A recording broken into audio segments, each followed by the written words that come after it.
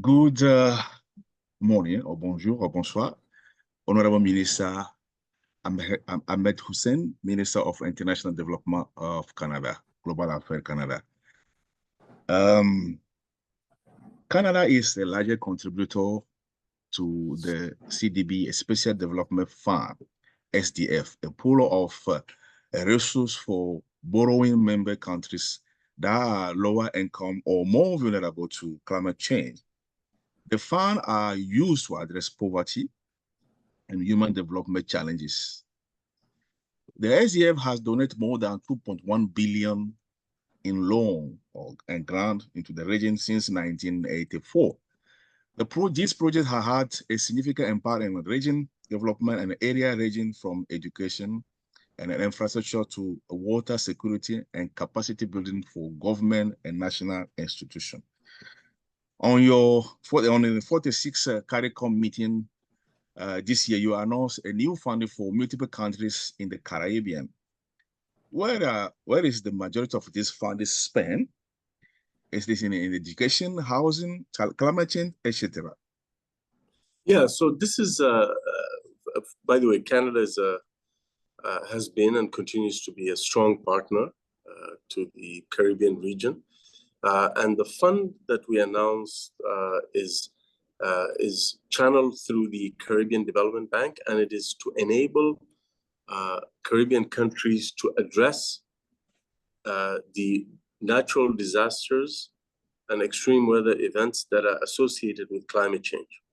It is to enable those countries to become more resilient to natural disasters associated with climate change.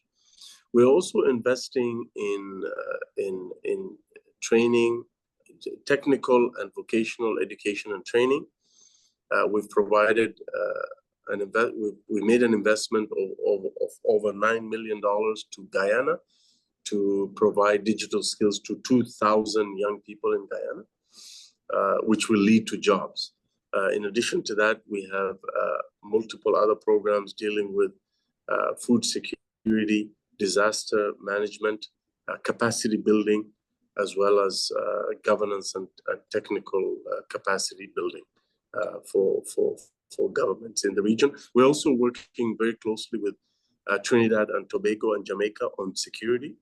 And with Trinidad and Tobago, they've made a request of our government to provide them with capacity for maritime patrols and ocean security. And we are looking favorably to transfer Navy vessels to them, patrol vessels.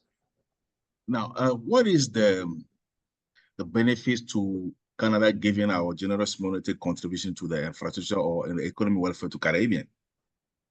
Well, this is the region in which we've had a very long presence. We have strong people-to-people ties. We have strong economic and diplomatic interests in the region.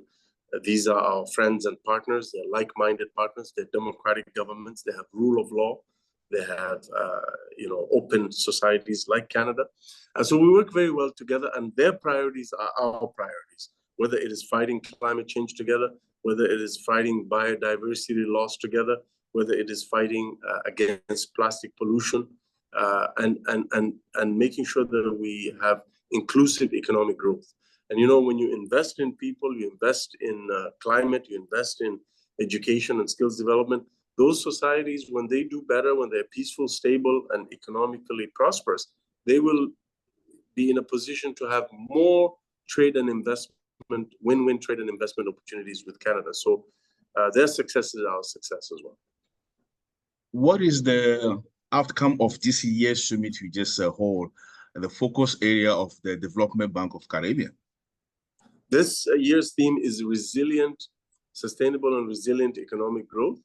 And that's really what the theme is about. It's about working together, Canada and through the Caribbean Development Bank with our partners in the Caribbean region, to focus on what are the strengths of this region. How can we leverage the knowledge and presence of expertise in the Caribbean Development Bank to push for more climate financing, to attract more private sector capital, to deal with issues around climate, issues around inclusive economic growth, as well as dealing with the skills gap and the connectivity gap that exists in the Caribbean region, air connectivity,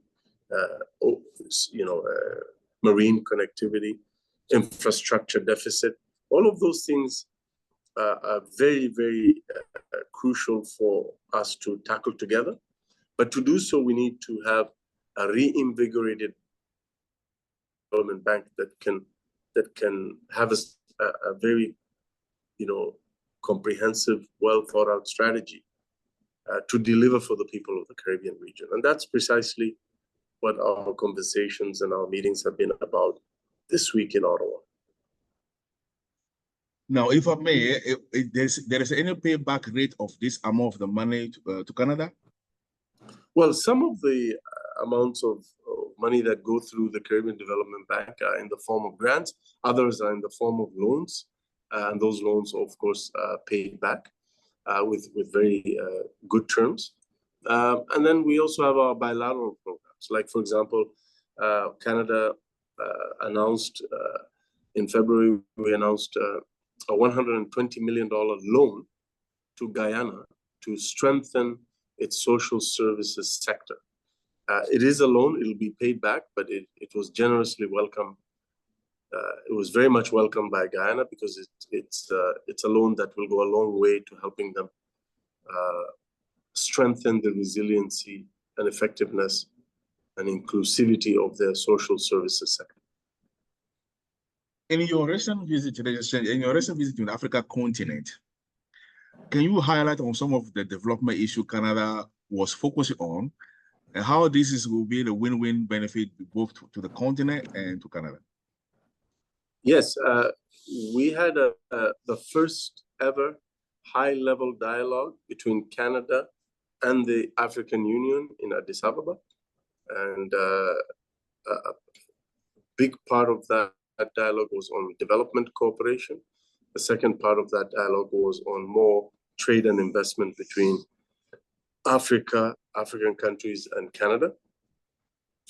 We spoke about the need to work together on food security, on climate action, on inclusive economic growth, on women empowerment, and on the needs of the continent to attract more private sector capital to build much needed infrastructure projects, energy projects, and connectivity.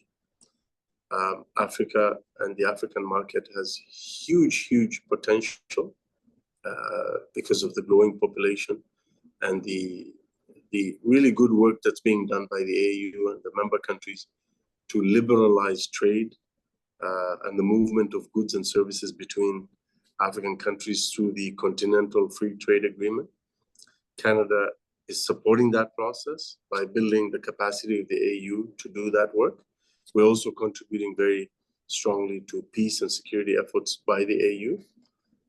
And we're working on a bilateral basis with a number of countries in Africa. Just to give you an example, we are the largest contributor to the healthcare system in Ethiopia. We're one of the biggest donors into Mozambique, Tanzania, DRC,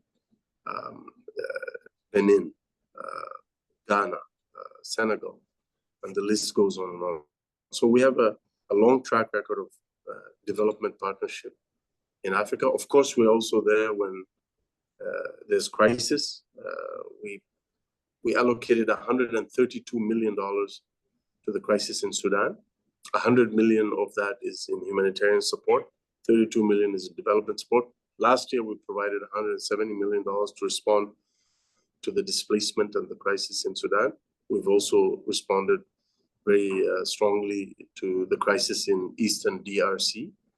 So we have a humanitarian program in the Eastern DRC, but we also have a development program in the rest of the country. And I visited DRC recently, as well as Benin and Ethiopia and Tanzania and Mozambique as well. Very nice.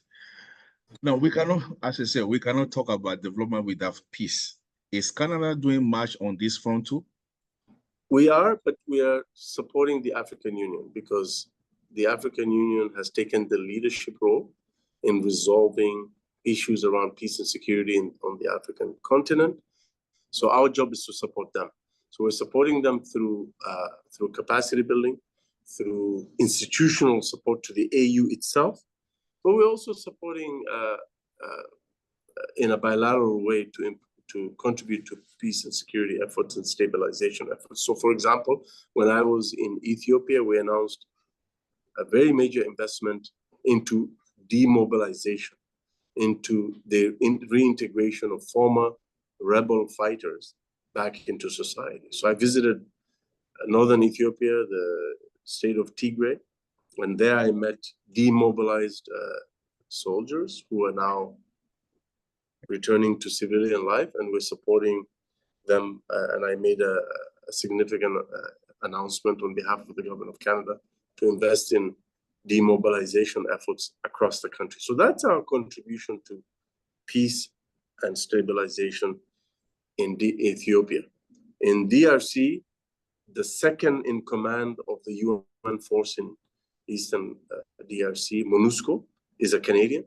And we're one of the top donors into MONUSCO. And MONUSCO, as you know, protects civilians in Eastern Congo, leads to the stabilization of that area. But unfortunately, the mandate of MONUSCO has been terminated by the government of DRC. We hope that there can be stronger efforts made by the government of DRC as well as the neighbors and the AU and the regional players to provide more stability to civilians in Eastern DRC. In the meantime, Canada is providing humanitarian support to survivors of gender-based violence in DRC, women and children targeted through sexual violence. So there's programs we actually run in DRC through the United Nations, through trusted international partner organizations. But MONUSCO is also a big part of our response there. But we also have development programs throughout the country. Honorable Minister, what is your best hope after you have seen so much travel around the world? What is your best hope for the world? Well, I mean, Canada, as I said, we contribute through our feminist international assistance policy. We're making efforts to continue to contribute to peace and security and stabilization of communities around the world. But we also want to contribute to sustainable economic growth, inclusive economic growth through investments in education and healthcare and nutrition. If you don't intervene in a child's first 1,000 days to provide the right balance of nutrition, it's very difficult to recover from that setback. So Canada is a major contributor to international efforts to deal with stunting and malnutrition. So we're a big contributor to efforts towards improving nutrition in the global South. We're collaborating with the African Union on their efforts to engage in the manufacturing of vaccines in Africa. And when it comes to climate, healthcare, education, and economic growth, Canada is there throughout the world, cooperating with countries and communities to contribute to those efforts, and through that, contributing hopefully to more peace and more prosperity around the world. Monsieur le ministre, je peux vous tourner les questions en français. Qu'est-ce qu'on peut faire pour vous aider en tant que ministre dans vos fonctions dans la communauté francophone? Oui, merci beaucoup pour votre question. I want to end by thanking you, by thanking your viewers for providing me this opportunity to update them on our efforts in the Caribbean, but also in Africa. Merci. Have a wonderful day, and thanks so much for giving us this time. Thank you so much. Welcome.